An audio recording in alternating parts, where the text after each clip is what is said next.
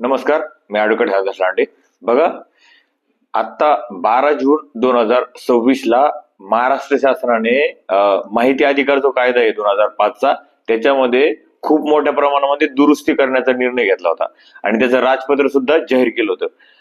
परंतु जेव्हा हे राजपत्र जाहीर झालं आणि त्याचे त्या दुरुस्त्या लोकांनी वाचल्याच्या नंतर बऱ्याचशा लोकांची तळपायची आग मस्तकात गेली. कारण की या दुरुस्त्या अशा होत्या की जवळपास लोकांना माहिती मिळूच नाही आणि हा जो काही माहिती अधिकार कायदा आहे तो कुमकुवत करण्याच्या उद्देशानं सदरील या दुरुस्त्या महाराष्ट्र शासनाने केलेल्या होत्या आणि या दुरुस्त्याला जवळपास राज्यभरातून खूप मोठ्या प्रमाणामध्ये विरोध झाला होता.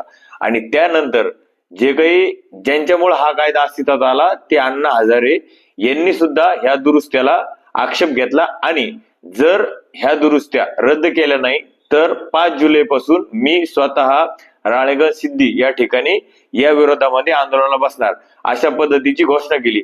त्यानंतर राज्य सरकार खरबडून जागं झालं आणि शेवटी 2 जुलैला 2 परिपत्रकाच्या माध्यमातून याला स्थगिती देण्यात आलेली आहे. मी काय शब्द वापरतोय, स्थगिती. रद्द करण्यात आलेल्या नाहीत, त्याला फक्त स्थगिती दिलेली आहे. स्थगिती भविष्यात कधीही उठवली जाऊ शकते आणि कधीही हे राजपत्रामध्ये केलेल्या दुरुस्त्या लागू केल्या जाऊ शकतात. त्याच्यामुळं जोपर्यंत स्थगिती देण्याऐवजी ह्या दुरुस्त्या रद्द होत नाही तोपर्यंत अण्णा हजारे यांनी सुद्धा माघार घ्यायची नाही अशा पद्धतीचं राज्य सरकारला सांगितलेलं आहे. आता काय झालेलं आहे, बऱ्याचशा लोकांना नेमकं माहिती अधिकार कायद्यामध्ये काय दुरुस्त्या केल्या होत्या राजपत्रामध्ये, ज्या 12 जूनला जे राजपत्र जाहीर झालं त्याच्यामध्ये काय दुरुस्ती केल्या होत्या या संदर्भात बऱ्याचशा लोकांना माहिती नाहीये. मी याच्या तुम्हाला मुख्य 12 ज्या दुरुस्त्या आहे त्या समजून सांगतो. बघा, याच्या अगोदर काय होतं, अर्ज करायचा तुम्हाला माहिती अधिकार कायद्याचा, त्याला 10 रुपयाचं तिकीट लावावं लागायचं. आता हे या दुरुस्तीनुसार 30 रुपये केलं होतं. त्याच्यानंतर माहितीची जी प्रत होती, झेरॉक्सची जी प्रत भेटायची तुम्हाला माहितीची, ती पहिल्यांदा 2 रुपयाला भेटायची. तिचं पैसे वाढून 5 रुपये प्रतला केली होती, म्हणजे 5 रुपयाला 1 पेज भेटणार अशी ही दुसरी दुरुस्ती होती. तिसरी, एक अर्ज एक विषय. एका अर्जात एकच विषय माहिती मागवता येईल. म्हणजे आपण काय करायचं, याच्या अगोदर एकाच अर्जामध्ये वेगवेगळे विषय टाकून माहिती मागवायचो. परंतु याच्यामध्ये काय दुरुस्ती केली होती की एका अर्जामध्ये एकच विषयाची माहिती मागवता येईल. जर वेगळे वेगळे बरेचसे विषय जर एका अर्जामध्ये टाकले तर पहिल्या विषयाचीच माहिती तुम्हाला मिळेल. परंतु या संदर्भात दुरुस्ती होती की एक अर्ज एक विषय. शब्द मर्यादा, याच्या अगोदर शब्द मर्यादाची काही मर्यादा नव्हती, परंतु आता 150 शब्दाची मर्यादा या दुरुस्तीनुसार टाकली होती. त्याच्यानंतर बघा, 5वं, फोटो ओळखपत्र अनिवार्य. म्हणजे फोटो ओळखपत्र अनिवार्य तर केलंच होतं, विशेष त्याच्या खाली काय दिलं होतं माहिती का, नागरिकत्व सिद्ध करणारा पुरावा जोडावा लागेल. मला सांगा, अजून केंद्र सरकार राज्य सरकार यांच्याकडे स्पेसिफिक कायदा नाहीये की नागरिकत्व सिद्ध करणारा डॉक्युमेंट कोणता आहे. सुप्रीम कोर्टाने आणि सरकारने सुद्धा बऱ्याच वेळेस सांगितलेलं आहे की Aadhaar card, PAN card, ration card हे तुमच्या नागरिकत्वाचे पुरावे नाहीये. मग लोकांनी नागरिकत्वाचा पुरावा म्हणून काय जोडायचा. आता लोक सरासरी माहिती मागवताना काय आधार कार्ड, मतदान कार्ड किंवा ह्या गोष्टी जोडतात. मतदान कार्ड हे सुद्धा तुमच्या नागरिकत्वाचा पुरावा म्हणून गणले जात नाही. त्याच्यामुळं असा स्पेसिफिक सिंगल भारतात अद्याप तरी कायदा नाहीये की ह्या डॉक्युमेंटच्या आधारे तुमचं नागरिकत्व सिद्ध करावं लागतं. तुम्हाला जवळपास 15 ते 20 डॉक्युमेंट द्यावं लागते, तेव्हा पुढे तुम्ही तुमचं नागरिकत्व सिद्ध होतं. याच्यावर जर भारताचा आणि किंवा कोणाचाच राज्याला तर नागरिकत्वाबाबत कायदा करायचा अधिकार नाही, पण केंद्राचाच जर कायदा नसेल नागरिकत्वाबाबत तर मग नागरिकत्वाचा पुरावा कोणता डॉक्युमेंट द्यायचा आहे याच्या संदर्भात त्याच्यात काही दिलेलं नाही, कुठलं डॉक्युमेंट द्यायचं आहे. त्याच्यामुळे अगोदर ही गोष्ट क्लिअर नसताना ही एक अत्यंत चुकीची तरतूद याच्यात केली होती. जर नुसतं ओळखपत्र द्यायला सांगितलं असतं तर एक वेगळी गोष्ट होती, परंतु नागरिकत्वाचा पुरावा म्हणजे तुमचं नागरिकत्व सिद्ध करणारा पुरावा अद्याप सरकार याच्यावरती स्पष्टीकरण देत नाही.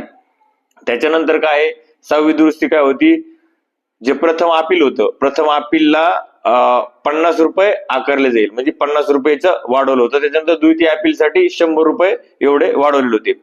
वेबसाईट वरती माहिती, म्हणजे जी काही माहिती ऑलरेडी उपलब्ध आहे वेबसाईटवरती, मागितलेली माहिती सरकारी वेबसाईटवर उपलब्ध असल्या तेथून घेण्यास सांगता येईल. म्हणजे जर एखादी माहिती एखाद्या वेबसाईटवर ऑलरेडीच उपलब्ध आहे तर अर्जामध्ये नमूद केलेली माहिती ते देणार नाही तुम्हाला ते पत्र काढतील की सदरील माहिती या वेबसाईटवर उपलब्ध आहे, तुम्ही त्या ठिकाणी जाऊन घ्यायची. मुळात लोकांना कधी कधी सर्टिफाईड नकला लागायचा, अधिकृत माहिती लागायची, वेबसाईट ची जी माहिती आहे ती भले अधिकृत असली तर काही ठिकाणी त्याचं कामाला येत नाही. त्याच्यामुळे लोक काय करतात, स्पेसिफिक नकला मागतात. त्याच्यामुळे ही एक चुकीची पद्धत होती. त्याच्यानंतर पुनरावृत्ती बघा, एकाच विषयावर वारंवार आरटीआय टाकल्यास तो निकाली काढण्यात येईल. म्हणजे एखादा एकच व्यक्ती आहे, तो वारंवार एकाच विषयावरती अर्ज देतोय आणि एकच माहिती मागवतोय, तर असे अर्ज माहिती न देता निकाली काढण्यात येतील. ही सुद्धा चुकीची पद्धत आहे. जोपर्यंत त्याला माहिती मिळत नाही तोपर्यंत तो अर्ज देऊ शकतो याच्या अगोदर, परंतु आता याच्यामध्ये अशी सुधारणा करण्यात आली होती.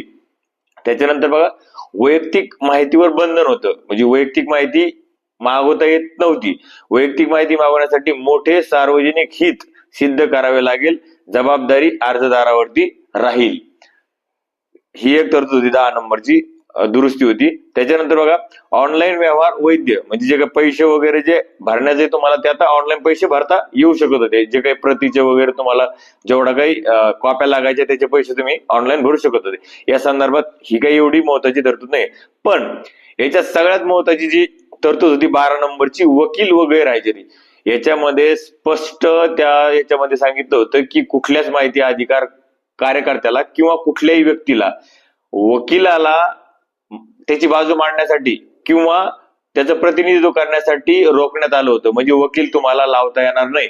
म्हणजे वकील त्याच्या हुशारीने तुमची बाजू त्या ठिकाणी मांडू शकतो आणि तुम्हाला ती माहिती मिळवून देऊ शकतो, परंतु सरकारला लोकांना माहितीच द्यायची नाहीये, माहितीच मिळू नये. आणि जे काही अडाणी लोक आहे, बरेचसे लोक अडाणी पण असू शकतात, माहिती अधिकार कार्यकर्ते, किंवा एखाद्याला माहिती लागू शकते, अशा लोकांना सहजासहजी त्यांचे अर्ज फेटाळून लावता यावे या उद्देशाने सदरील या ठिकाणी ही तरतूद केलेली होती की वकील तुम्हाला त्या ठिकाणी लावता येणार नाही. याच्या अगोदर बरेचसे लोक काय करते, माहिती अधिकार कायद्यामध्ये वकिलाची मदत घ्यायचे, त्या ठिकाणी वकिलाकडून अर्ज घ्यायचे, माहिती कशी मागवायची, त्या ठिकाणी त्याची जर अपील जर झाली त्या ठिकाणी बाजू मांडण्यासाठी वकिलाला नेमणूक करायची. परंतु ही एक सगळ्यात चुकीची तरतूद या कायद्यामध्ये करण्यात आलेली होती. पण या होत्या 12 दुरुस्त्या ज्या काही महत्वाच्या. या दुरुस्त्या राज्याने राजपत्र काढून माहिती अधिकार कायद्यामध्ये टाकल्या होत्या.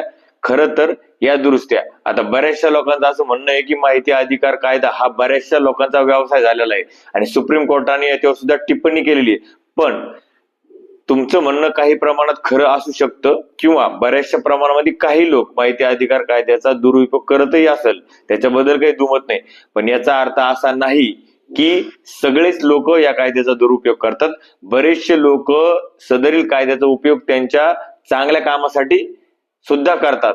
फक्त 10% लोक चुकीचा वापर करतात म्हणून 90% लोकांना शिक्षा म्हणून सदरील दुरुस्त्या करणं ही सरळ चुकीची गोष्ट होती. आणि ही गोष्ट होऊ दिली जाणार नाही आणि द्यायला पण नाही पाहिजे. कारण की या संदर्भात अण्णा हजारे यांनी तर आंदोलनासंदर्भात 5 जुलै म्हणजे जो व्हिडिओ मी आज बनवतो आज दिवशी ते आंदोलनाला बसणार अशा पद्धतीचं सांगितलं होतं. पण आंदोलनाला बसायला पूर्वीच राज्य सरकारने काय शाळा केलेली, 2 परिपत्रक काढलेले. कोणते? एक काढलेलं स्थगितीचं, 2 जुलैला एक स्थगितीचं परिपत्रक काढलेले. म्हणजे किती हुशार आहे बघा सरकार. भविष्यामध्ये त्यांना परत राजपत्र काढण्याची गरज पडू नये, फक्त एक सिंगल स्थगिती उठवायचं पत्र काढणं आणि त्या गोष्टीची अंमलबजावणी सुरू होईल. अशा पद्धतीचं फक्त 2 जुलैला परिपत्रक काढलेलं आहे ते स्थगितीचं. हे जे काही 12 जूनला ज्या काही नियमावली तयार केली, दुरुस्त्या केलेल्या राजपत्रामध्ये माहिती अधिकार कायद्यामध्ये, त्याला स्थगिती दिलेली आहे, रद्द केलेल्या नाही. परत एक दुसरं परिपत्रक काढलं, कारण की याच्यावर सुद्धा आक्षेप होता लोकांचा, स्थगिती दिलेली आहे, हे रद्द करायला पाहिजे. मग परत एक परिपत्रक काढलं हुशारीने. जो काही प्रधान सचिव आहे त्यांनी काय केलेलं आहे, त्याच्या स्थगिती शब्द काढून टाकलेला आहे. सेम पत्र काढलेलं आहे, स्थगिती शब्द काढून टाकलेला आहे. फक्त त्याच्यात काय केलेलं आहे, 12 जून 2026 ला जे काही दुरुस्त्या सुचवल्या होत्या त्या दुरुस्त्या लागू राहणार नाही. पूर्वीच्याच जो काही कायदा आहे तोच लागू राहणार, अशा पद्धतीचा फक्त परिपत्रक काढलेलं आहे. पण कुठल्याही परिपत्रकामध्ये 12 जून 2026 दुरुस्त्या आणि राजपत्र याच्यात केलेल्या दुरुस्त्या ह्या रद्द करण्यात आलेल्या नाही.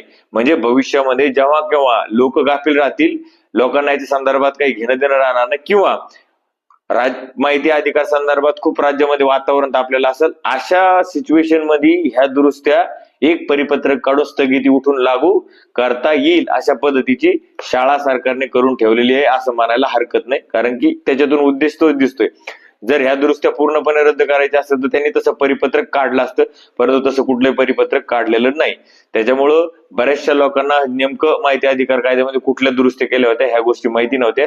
ह्या व्हिडिओच्या माध्यमातून मी तुम्हाला त्या कुठल्या दुरुस्त्या होत्या आणि त्याची दुरुस्ती यांना स्थगिती सुद्धा देण्यात आलेली याच्या संदर्भात सविस्तर माहिती देण्यासाठी मी हा व्हिडिओ बनवलेला आहे. बघा, तुम्ही जर नवीन असाल, अजूनही फेसबुकला फॉलो केलं नसेल तर फॉलो करा आणि जर तुम्ही हा व्हिडिओ जर युट्यूबला बघत असेल तर आपल्या चॅनलला सबस्क्राईब करा. धन्यवाद.